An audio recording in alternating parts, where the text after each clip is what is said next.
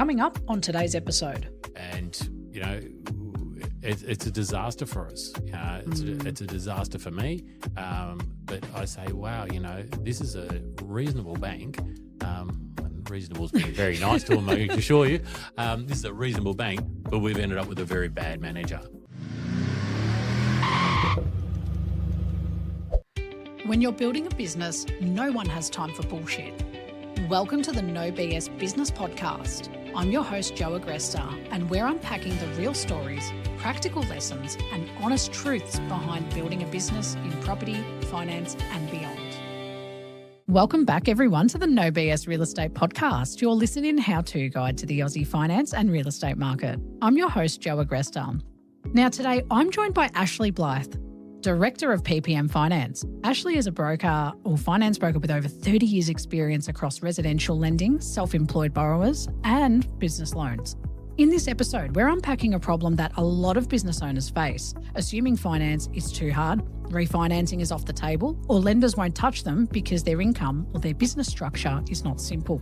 So what we're going to talk about today is what options may exist, what lenders are actually asking for, and how a broker like Ashley can help business owners understand their position before they completely rule themselves out. So without further ado, Ashley, welcome to the show.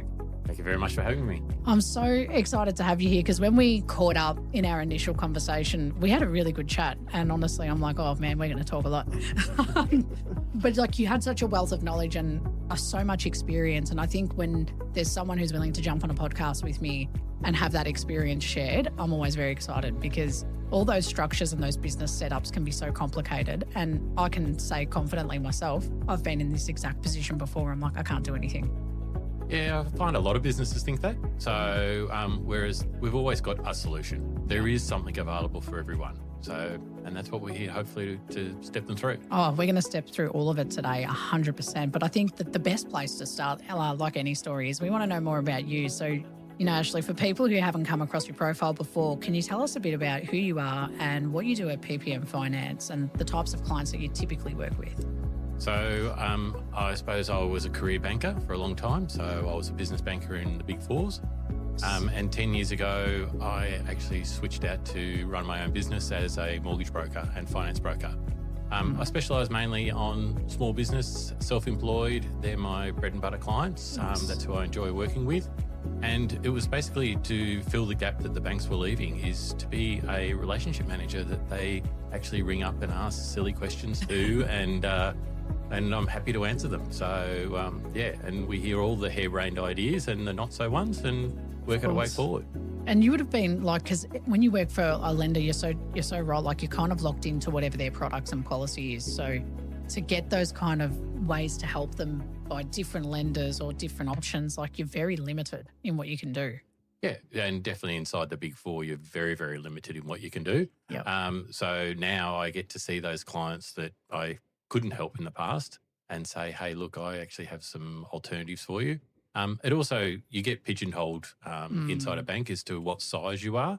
And it's actually very difficult for clients to switch from being a small business lender to a medium-sized business loans. Yeah. Whereas with myself, I sort of just deal with the whole range. So, yeah. All right. I think that's the beauty of working with a broker like yourself, because what stood out to me when we caught up was you started talking about like the different structures that, businesses have set up, like trusts or, companies, sole traders.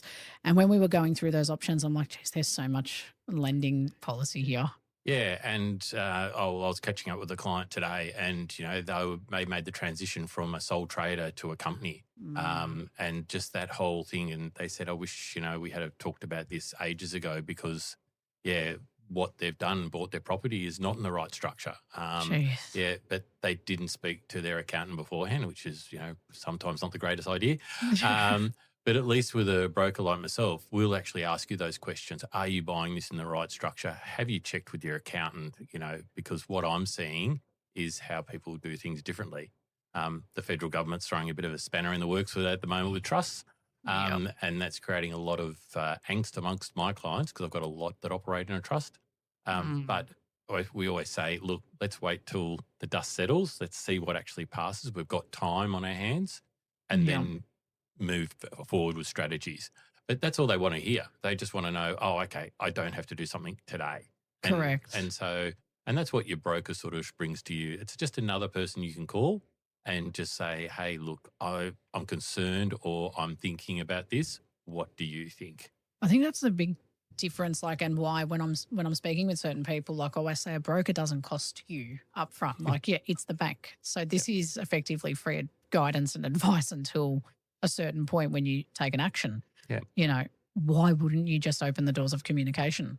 Yeah, and I tell all my clients, tell me everything. I work out what needs to be told afterwards. And, you know, their accountants are very focused on the numbers. I'm sort of looking at a bigger strategy. It might be asset protection, might be paying down the home loan. I sort of get to know my clients as to what sort of goals they're trying to achieve. Yeah. And then we make sure that, you know, we're having a casual conversation, very much like this. Yeah. To say, you know, this is what we think we should do. And, you know, if it's financial planning advice, go off and see your planner about that. If it's accounting, go and see your accountant. I think that's the hard part, right? It's like when you don't, because from the lending perspective, I think the wrong broker can also play a big part. Like when you're working in a business structure, you go to a standard residential kind of broker who specialises maybe in like first home buying. When they see all these complicated structures for business, it's kind of like you want a specialist. And that's what stood out to me is, and why you're on the business like version of the podcast is because we have a lot of business owners that have written themselves off completely and said, oh, it's too hard with the structures I've got. It's not going to happen. And I'm like, yeah, nah. And that is a big problem. You know, the industry there's a lot of mortgage brokers out there. I tend to market myself as more of a finance and mortgage broker, the finance being the business side. I understand multiple sources of income. I look through a lot of all that and understand how we can actually finance it. Accountants are very good at hiding income. And I'm not, I can't think of a reason why they do that, but yeah. And then I just turn around and I say, well, let's uncover what's your true income here and then what you can service and what you can afford. That's a little bit of a deep dive, but that's what I enjoy doing. Yeah, and that's why I love this conversation because, you know, you've worked across the residential lending side, you know, self-employed borrowers and business lending. Like, I guess, how does that background shape the way you help your business owners now?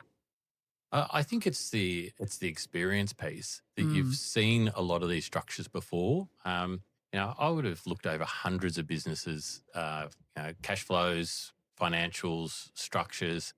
There's nothing completely new out there. There's only so many different types. But it's just having that knowledge of what I've seen before and what I know works that helps you go through that. And, you know, it's a bit of, you know, uncovering things. It's asking the right questions and finding out, oh, there's another bit way over here that, you know, I just didn't tell you about. Yeah, I've got to know those things, but I've also got to know to ask for them. And that's what I think differentiates a business broker for finance versus just a general residential broker. Oh, it's a big difference too. Like I found the difference even just by speaking with you, like your understanding, and it honestly made me think, all right, I wish I knew about him like about 2 months earlier, because it's true. Like I'll be really frank, like our, you know, business cash flow was up and down, and I'm like, well, how's anyone going to ever like look at us? You know, how can we do any borrowing or lending, whether that's for our own, you know, personal lives or within the business? But then another broker mentioned to me, you've got options actually, and I was shocked. And a bit of that is the story. You know, that's I often tell a lot of people I'm just a good storyteller. So because I have to take your business and explain that to a bank. From that point of view, that's what I try and do.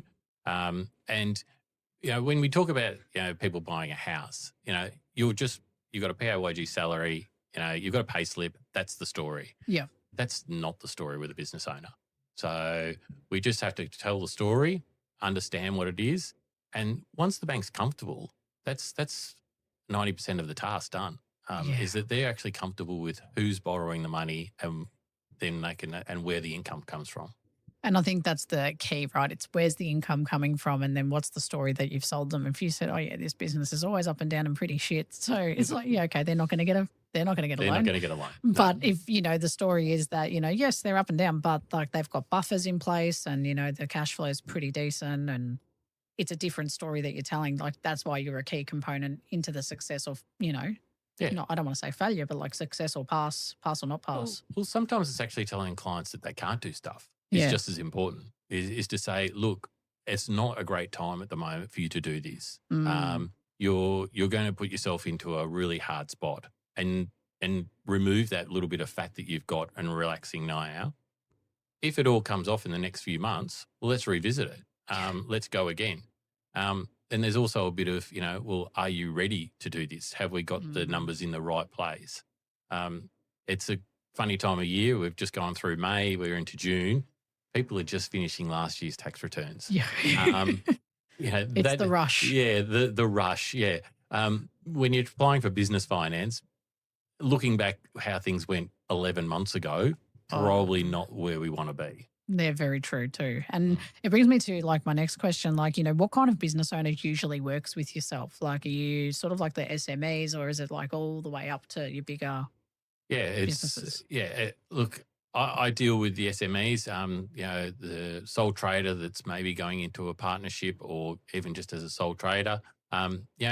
They're fun to deal with. They're great little people to talk to. They don't have huge needs. It's normally a one-off transaction to doing something here and now. Right through to my clients that own multiple businesses, have serious dollars out the door. And they require a bit more time and effort. But generally, once we've got them organised, it's then just touching base all the time with them and saying, well, what's the next project? Some of my more interesting clients, people going into property development and things like that, that's a project by project. Yeah. And so, each project is a new beginning every time.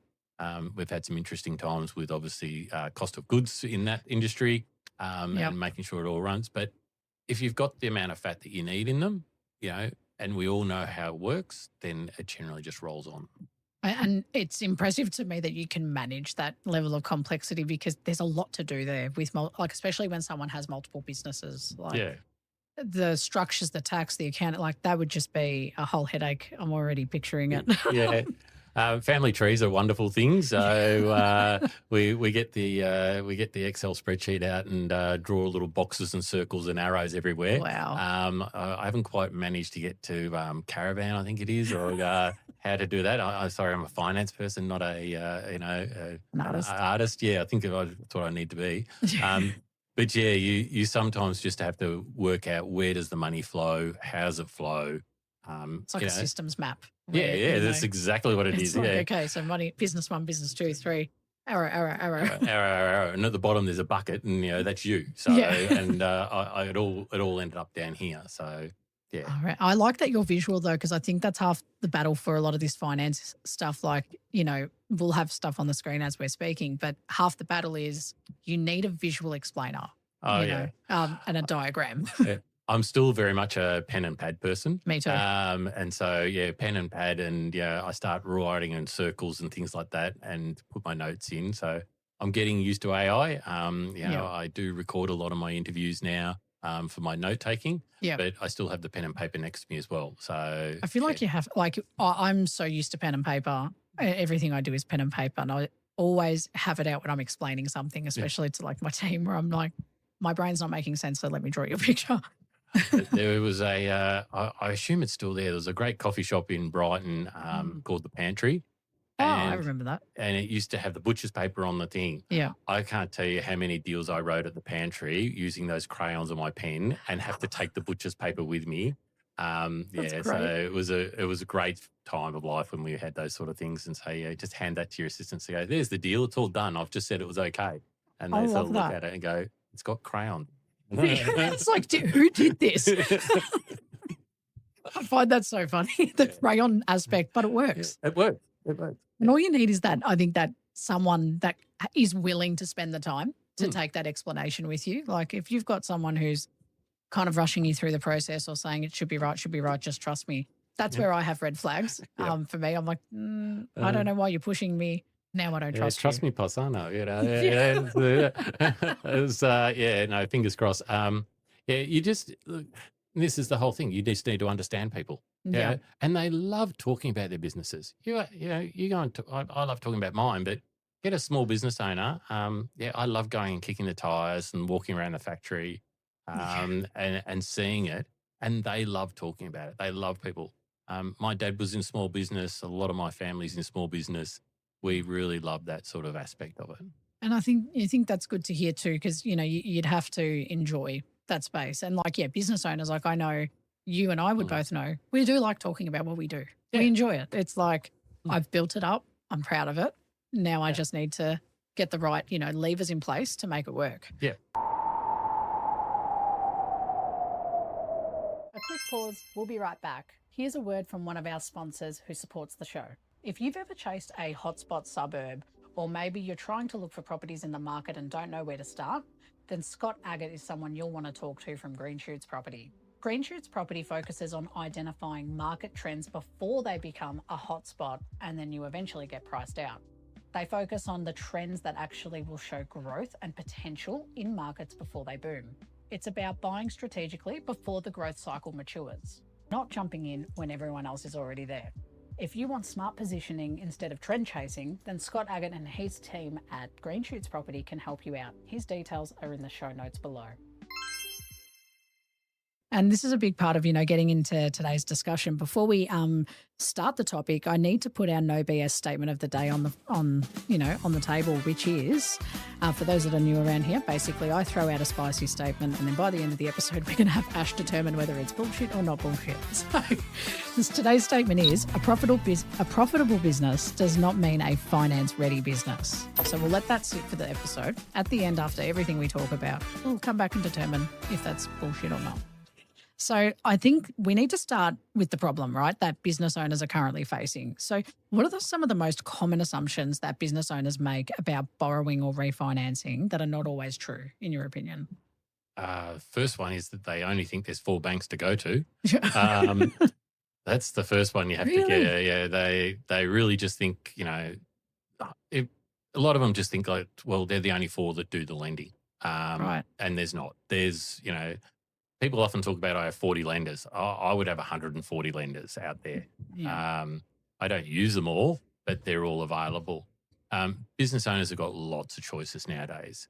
And the biggest problem I have is actually convincing business owners that there's got to be a link between what you're doing with the money and what sort of money you're getting. Yeah. A business owner just thinks, well, I just need a loan or I just need an overdraft. And you say, well, what's it for? And they say, well, I'm running out of cash. You go, okay, well, what did you spend it on? So, I went and bought all this equipment on my credit card. And you went, oh, okay, so we don't need to pay the credit card. We actually need to finance the equipment. And so, I spend a lot of time looking through businesses and say, what have you done? What have you invested in? And how did you do it? A lot of them just use, their own cash.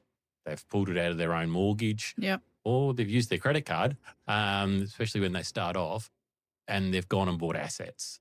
And I say that's not a real smart way of doing things. And that's why you're in where you are now. I think that credit card trap is a big trap. Yep. And if done incorrectly can be so damaging to, catching up. Yeah, it's one of those questions people get asked, credit cards, work of the devil or useful tool. I'm in the useful tool, but you've got to use it. You've got to manage it. You've got to pay it off every month. Yeah, yep. That's what a credit card is. It's a short term, paid off every month. So if you're buying something that's going to last 1 year, 5 years, 10 years, a credit card's not how you finance it. And that's whether it's a laptop or a car or a piece of machinery. Or a deposit on a building. They've all been used on credit cards because they thought, I just needed the finance now. Yeah, I love the answer to that question because I guess, why do you think that so many business owners rule themselves out before they've actually had their situation properly assessed by someone like yourself? It's their biggest thing is fear. They don't know and they just think the answer will be no. Or they've spoken to a bank and a banker has turned around and said, I don't think you're really, ready or a fit or something like that. And, okay, you might not be a fit for that bank or that banker, more the case. Yeah, like the assessor. It's, my biggest task when dealing with most banks is actually finding good bankers. I spend a lot of time, investing in the bankers I deal with, and then they move on and I have to start all over again. But, I've got a good knowledge base of who's around, who does what, those sort of industries, and how we can support them. I think that's those relationships are key, because when you kind of come up against a lender and a random assessor, it makes it hard because you're having to build rapport as the broker too, as well as build rapport on behalf of your client. Yeah, you're never building rapport with a lender's credit assessor. That's a misnomer, I think. You got to understand that, even someone who's banked with someone for 10 years, they think, I've got all this great history. Chances are the banker's been there less than 18 months and the credit assessor has never seen your file before. Yeah, that's a good point. You're one step away from being a new to bank client for them. They don't have the history. The days of a branch manager being there for 20 years and 10 years, rare. Well, no, they're gone. They just don't exist anymore. So your relation, that's where that's why I started out as a broker. I said, I want to actually fulfill that role, that I actually know what your business is about. I can explain that to every single person that I need to. And it's good when you have like that solid relationship with one broker where you're not visiting multiple brokers. Like you go to one broker to get a deal, then you go to another broker to get asset finance, and, you keep jumping around. I think the consistency with someone who knows your books and can interpret whatever the accountants put on the table, or if you don't have an accountant, who are you partnered with that you'd recommend and stuff like that. And have those conversations that maybe you've outgrown your accountant, and maybe it's time for you to look on elsewhere. But it's all the business brokers, we all deal with the same funders. So, it's interesting you say, that people go to a car yard and say, oh, well, I'll get my finance through the car yard. And I think, really, it's a car yard selling cars. I don't think they're going to be the best people to do your finance. I will have access to multiple lenders who will offer, actually competing all the time. That car yard will have one lender. That's the only one that they deal with. So that's a good point. Yeah, and that's the same for business loans, equipment finance, all the way around. I think your business broker that deals with you from your home loan through to the car finance for the business. We're only ever a phone call away. So quick email, hey Ash, I bought this. That's because they don't normally ask me, can I buy or will I buy or should I? They just send me a thing saying, oh, we bought this. Far out. Yeah, thanks. We want to pick it up tomorrow because it's not going to be ready later today. That's okay, isn't it? And you're like, oh. Okay. Yeah, no problems. 24 hours notice was a lot of time for me sometimes, but but it's good. It keeps you on your toes and, I enjoy it. That's what I like doing. I think that's the best answer you could have said, to be honest, because you want to enjoy what you do, but you also, I think the people that work with you are going to connect with that. They're going to see that and feel it straight away. And, a lot of business owners think like that, I won't qualify or income's too messy, like those scenarios. I think we need to kind of talk about who this applies to, because in your opinion, like what types of business owners or professionals are usually facing the issue of, I can't afford it or I can't do it? Time poor ones. The ones that are, they're so busy in their business, they don't actually step back and, actually look at what they're doing.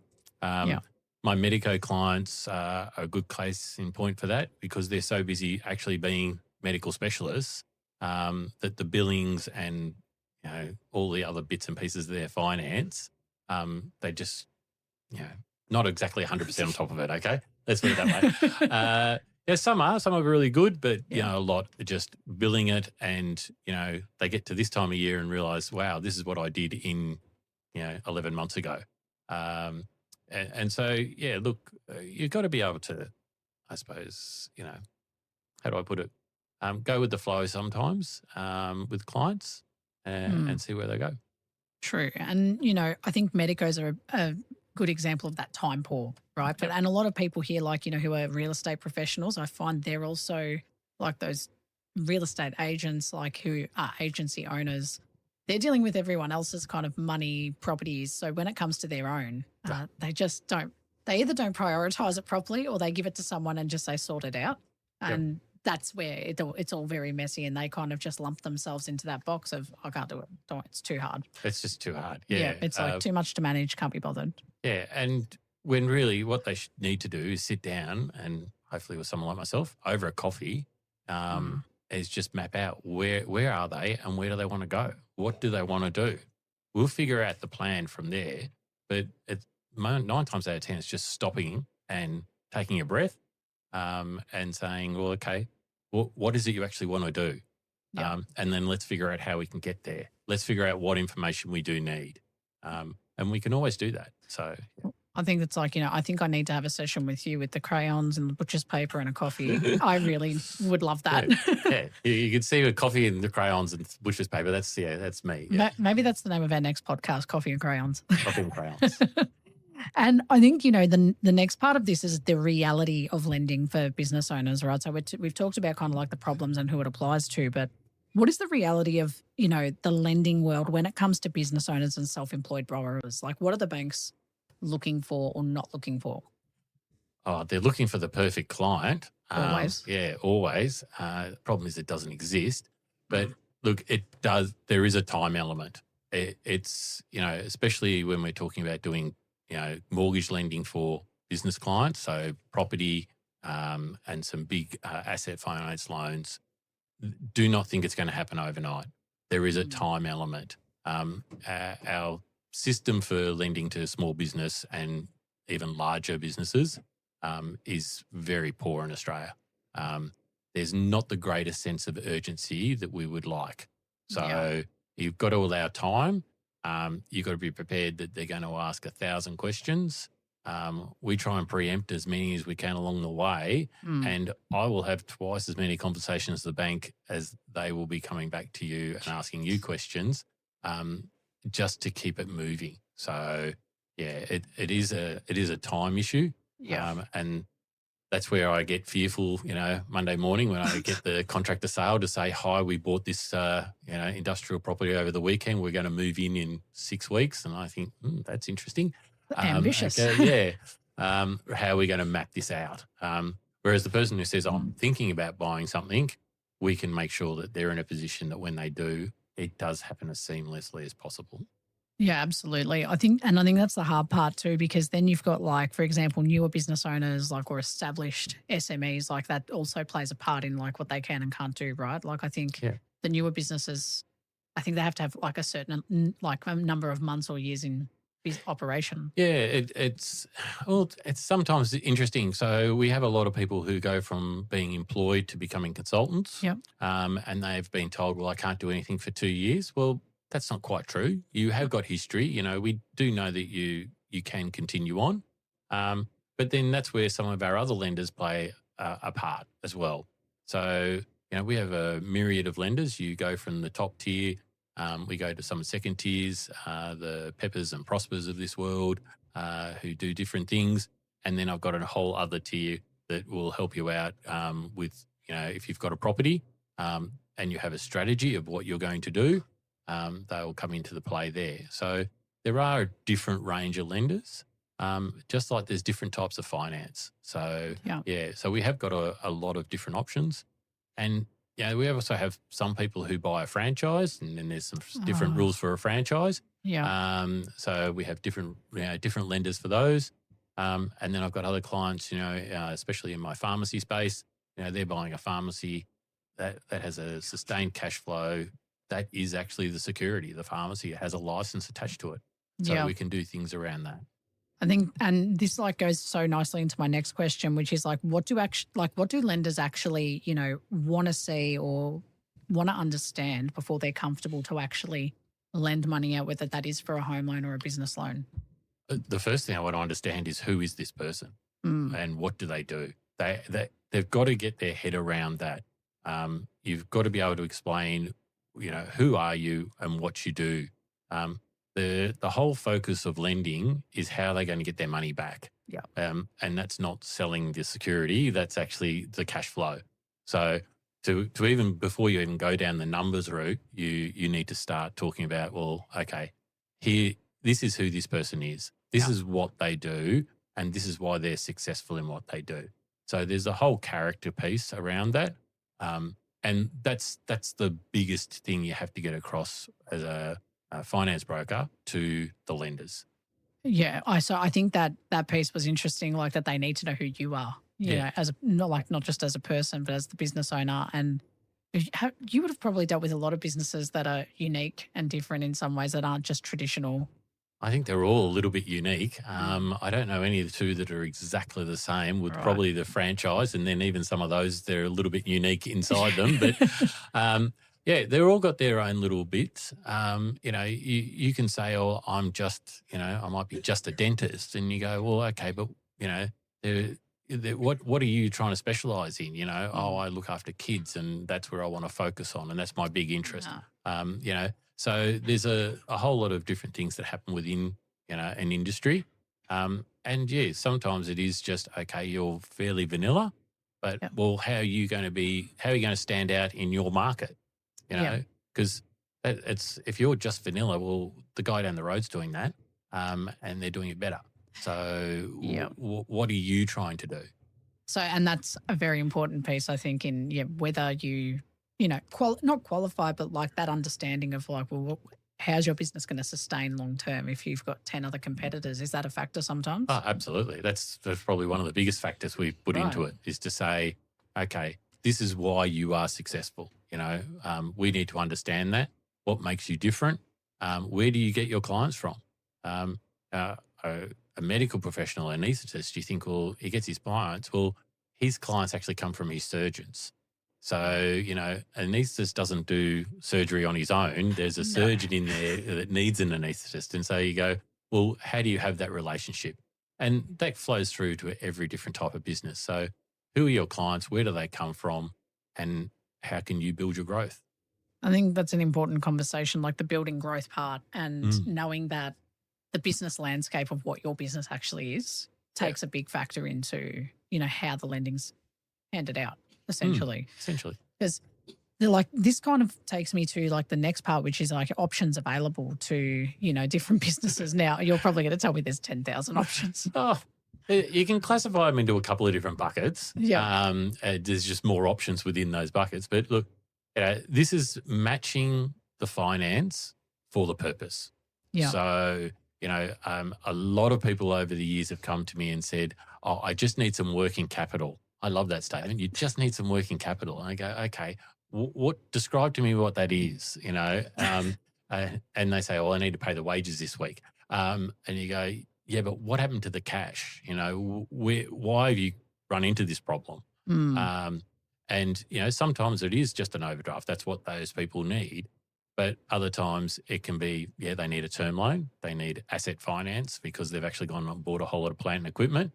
It could be trade finance. They're importing from overseas. Oh, right. If you've got a timeline, it takes 6 weeks from the time you order it before it's even in the country. Well, that's an overdraft's not what you need. You actually need a product called trade finance. I didn't even know that was an option, to be honest with you. That's where we need to talk to people about that. You got people who pay you 60 days after invoicing, but you pay your workers every week. Well, okay, maybe you need some debtor finance. You can finance your invoices. I'm showing my age here. We used to call that factoring, which had a horrible idea. But, that's now a legitimate source of finance for businesses. So it's horses for courses. And, we're talking about things that are probably a larger business use. But we still try and match, purpose to source. That to me is, I'm hearing like 2 new loan types here. And I'm like, what? This is the stuff that I think a lot of business owners don't know about. Absolutely. And I know that we're not expected to know absolutely everything, like it's not our niche, but the importance of, going to a broker that understands, like you said, where is the money being spent? Because a lot of the time I think fundamentals you'd see on a business is employees, and that's when they start to get like their overdrafts approved, things like that. Assets itself, like, equipment, but they're doing it all through credit cards, or they're doing it all through, short-term loans, loans. They would never buy a property with a 6-month loan. Okay. They would always say, oh, I want that over, 20 years or something like that. And if it was your house, you'd do it over 30 years. Yeah, that makes sense because that's how long it's going to be around for. There's a lot of other finance around where people don't understand the options available that we're trying to match it. And I don't expect them to know. That's my job, is to actually work out what the purpose is and then come back to them with the solutions. Yeah. So, I look at some businesses and they're fantastic producers of profit. It's the cash that kills them, So, it's one of the big sort of sayings, I suppose, is that, profit doesn't pay the bills, cash pays the bills. Yeah. And so I've seen very profitable businesses go out backwards because the cash flow wasn't there. And that's because they didn't have it matched and sorted at the start. And I think that's where I know that's like more of an accountant's role, but equally the mortgage broker comes in and can see this stuff too. Yeah. We work hand in glove with accountants in a lot of things, but even accountants, they don't really, I'm not going to say a lot, some accountants don't really actually look into this enough. And when we find accountants that people have generally outgrown, I will quietly say to them, maybe it's time to move on.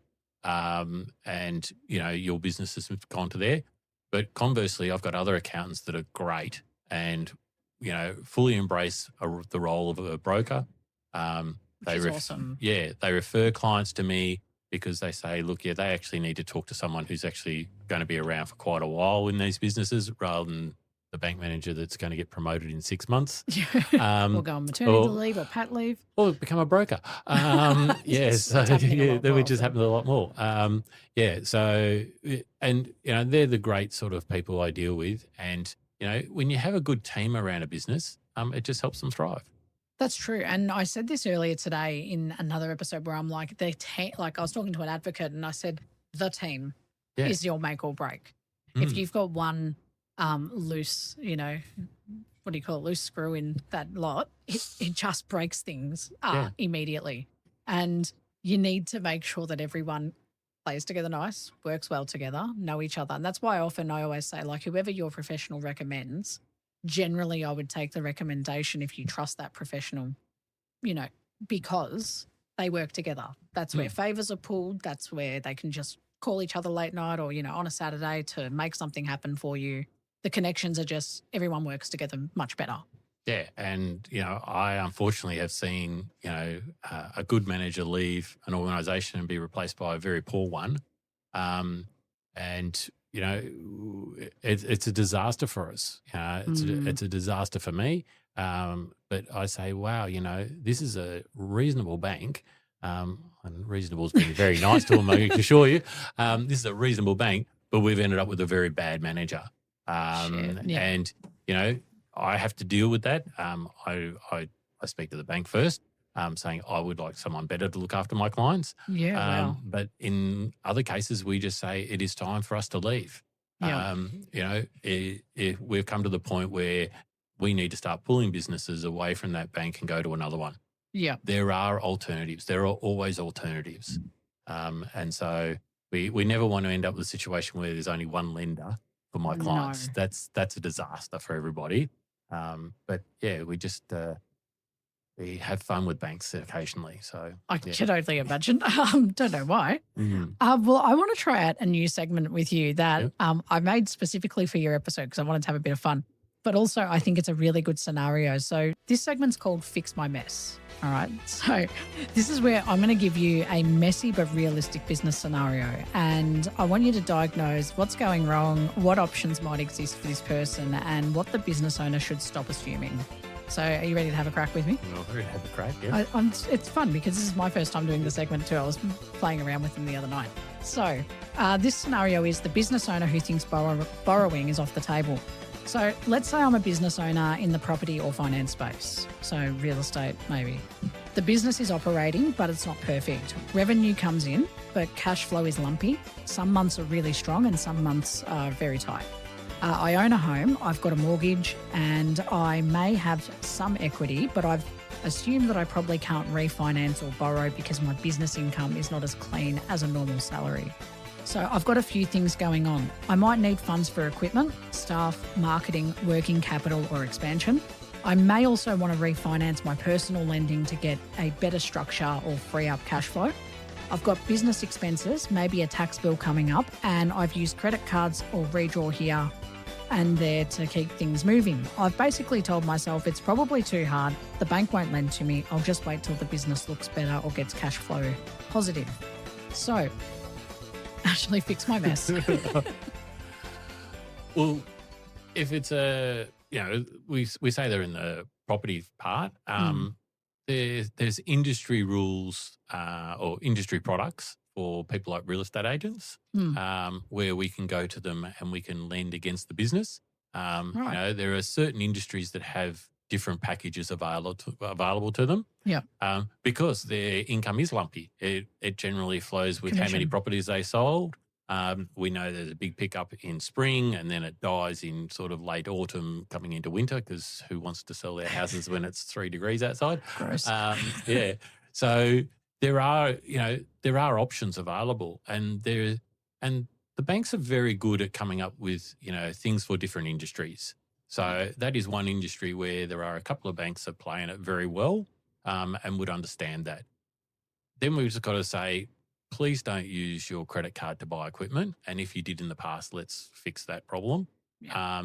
Because the expansion happens when you've got time and and that's what we're trying to give back to people. If you've got your finance sorted, you've stopped worrying about it, you stop being concerned about it, and you've got time to do other things. Yeah. So, their mess is actually, okay, let's get you sorted so you can actually have the time to go and do the things that you want to do. And that's grow your business in general. Yeah. So from that point of view. So, to fix their mess, I would be talking about, well, okay, let me understand your business. Let me understand that lumpy cash flow cycle. Yep. And then let's go talk to a lender that actually wants to deal with real estate agents if it's a real estate agent. Or if it's a rent roll, let's talk to someone about a rent roll, sort of thing. Oh, yeah. Good Okay. point. Because these things have value. Your business might have a value that the bank might assign some value to it. Yeah. From that side of it. Now that applies to only certain industries, but we've got accountants out there. We can do things for lawyers. So those professional services, the medico people. They have a class at university, I'm sure, that says everything's for free. It's just after don't read my handwriting. They've a couple of people like that have got some really good, industry type lending, and the banks are very aggressive at. But not every bank does it. So you need to understand, well, which banks do it and which banks don't. And that's just making sure we match, your business with the best lender. Yeah, well answered. I think the last question I have for you to fix my mess would be, I guess, what's the biggest mistake that this business owner could make if they try to solve the problem with the wrong type of finance? They put themselves under pressure. That's the biggest thing. I find business owners who are awake at night worrying about their finance are not going to grow their business. Okay, so we've got to take the pressure off them. So by getting the right lender, the right type of finance, we want to take the pressure off them, because if you take the pressure off them, they'll perform, they'll grow, they'll do all the things. I have confidence that my clients are good at what they do. I've just got to make sure that they're not worrying about other things so they can be good at what they do. Yeah, I think that's a really good way to put it, because I imagine that a lot of people listening are the ones that are sitting up at night and getting stressed about finance. And sometimes I think it's just knowing your options, like knowing that there is a potential solution. But like even in the worst case, like this scenario, I don't think sounds too dire. Like they haven't made like a grave mistake. It's just that cash flow is lumpy. So they're probably feeling that late night pressure of, oh God, like, did I make enough sales this month? Are we going to survive? But it's knowing that you can make a phone call to say, like, just help me fix this. Yeah. Like this is not all doom and gloom. The worst case that would be an outcome is you've got to wait a little bit longer, or you've got to have a different strategy to. We've got to have a strategy. People are the release people get when they have a strategy is amazing. Now that's whether they're buying a house or buying equipment for their business or refinancing. It's the release that people get of actually saying, this is the course of action and I've signed up to that and away we go. Yeah. The stress happens when there's no strategy or they don't agree with it. That's, you just say, well, I'm just trying to work with you here. I'm going to tell you what's possible. Don't try and do the impossible because it's not going to happen.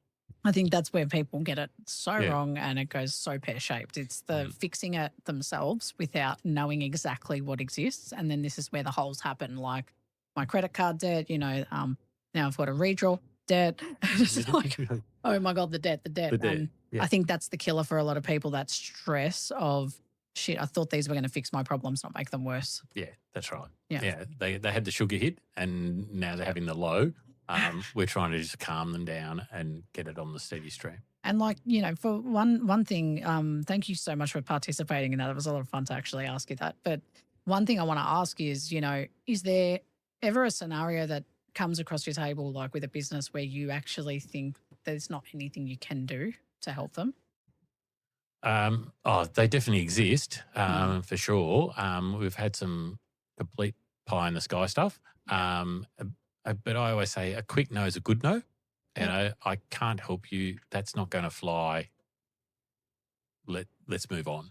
That's I say that to my bankers as well, to say these are the scenarios. I want a quick no. I don't want something to be dragged on for a week, 2 weeks, a month. No. To know that the answer was always going to be no. Which is painstaking. Yeah, that's right. That doesn't do anyone any good anywhere. So even clients that come to me to say, this is my dilemma, I'm in a world of pain, I can look at it and say, yeah, you're in an extreme world of pain. Go and talk to your accountant about how you're going to get out of that, because there is no funding that's going to help you. We saw a bit of that in COVID, where, even when we came out of COVID, we ended up with some, smaller businesses in a lot of trouble. Yeah, of course. There was no easy solution for them. They had to either work through it or not survive. Wow. So, it's a very tough call for some of them. But, we just try and make it as painless as possible for a difficult situation. But look, I always say a quick no is a good no for if you can't help them. 100%. Yeah, it's like if lending is not the option, then that's where your accountant can come in and help with others. Help with something else, whether that is cull all your staff or cut down your options. You have to look at it. And there's some good arrangements with our friends at the tax office, things like that. And your accountant can go through that, and they bring in other specialists to work through those sort of situations. So it's not always doom and gloom. It's not. It's not you're not going to survive, but we'll see how it goes. No, I really appreciate that. I can't believe how quick the time's gone. I was just checking, going, oh wow, we talk a lot, but in a good way. I think this has been so practical, and I'm really thankful for your time and for sharing your wisdom. Like I said, 30 years, like you talk about this like it's so easy in a good way. But I enjoy it. So I can tell. A quick pause. We'll be right back. Here's a word from one of our sponsors who supports the show. If traditional networking feels stiff and transactional, then Lux VIP is something completely different. Good food, good people, real connections, and genuinely fun events that stand out from the usual business crowd. If you want networking done differently, or just want to have a bit of fun and meet the right people that will help bolster your business forward, then come along to Lux VIP events. Talk to Steve McMiniman. His details are in the show notes below, and he's the one who runs Lux VIP events. Come and have fun with us. I'm part of the crew, and so are all or most of our guests. So come and have fun with us. We'll see you there. And I think the last question to you would be, what's your final advice to someone who's, listening today and they're feeling that kind of, pressure of, I don't know what to do, help me. What's your kind of like key takeaway to them? Like as a business owner, what do they prepare before speaking to a broker so the conversation is actually useful, like to someone like yourself? I think they've got to have an understanding of, A, what they do. So I need to understand that. And B, what is it they're actually trying to achieve? Okay. Don't worry about the bit in between. I'm more interested in, what is it you're trying to achieve here? And then we can start working out, well, where are you and how did you get there? And then get to where you want to go. So I just want to get a full understanding of, tell me about who you are, what your business is, and what you're trying to achieve. And then we can talk about where are you and how you got to where you are. And then we can figure out the roadmap. So as I say, it's the butcher paper and crayon. Yep. It's me and my pad actually understanding, well, okay, what's all the different pieces of the puzzle, and then we can start making it, fit. Makes sense. And I guess, and then what would you say to those business owners who are still waiting for everything to be perfect, cash flow positive, before they ask what their options are? You're going to be waiting a long time. You're waiting for perfection. Perfection is having all your taxes done on the 1st of July. That's true. That's not going to happen. Doesn't happen in my business, that's for sure. So, there is no such thing as perfection. Okay. The time to do things is now. And the time to be planning is now. We need to understand, it's the old adage, when's the great time to plant a tree? It was 10 years ago. Yep. It doesn't mean you don't plant one today. You can always sort your finances out. We can always talk about your strategy. Every loan I've ever written is valid the day we signed it. It wasn't valid the next day because things change. Wow. So you appreciate that. Okay, it's a point in time, but next week something else happens. You get a new customer. You've doubled your business. There's been an economic downturn. Everything's always on the move. Everything's changing. Let's just keep talking. Keep talking. Keep the conversations going. And then we'll just make sure that we're always doing things, together to make your business as successful as possible. I love that. Thank you so much, Ashley, for sharing that. And I can't let you go without coming back to our no BS statement of the day. I need your verdict. So just a reminder, the statement was, a profitable business does not mean a finance-ready business. So, Ashley, final verdict, is that bullshit or not bullshit? I'm going to call it bullshit. And I'm going to call it bullshit because profit is not cash. So a business that's finance ready is one that's got a good cash flow. Yeah. You can have an unprofitable business because you might have high depreciation or something around that side. That's still a viable customer to lend money to. Yeah. Conversely, you can have a very profitable business going out backwards because their customers just don't pay. So I'm sorry, not. It's bullshit. Cash beats profit every day of the week. So I'll say bullshit. Love it. No, that's why I do it, because I don't want it to be too one-sided where it's always no bullshit. Sometimes we need to call bullshit. Yeah.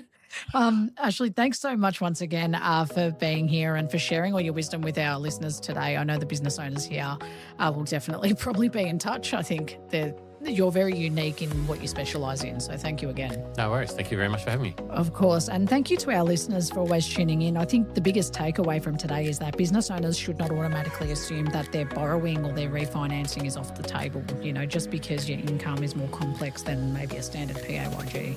So there might be options, and there are options, but the right one depends on the business, the income, the documents and the purpose of the funds, and the existing debt and the bigger plans. So have the right people surrounding you and the right professionals. And if you want to connect with Ashley to get that sorted, his details are on screen and in the show notes below. And we look forward to seeing you next time on the No BS Business Podcast.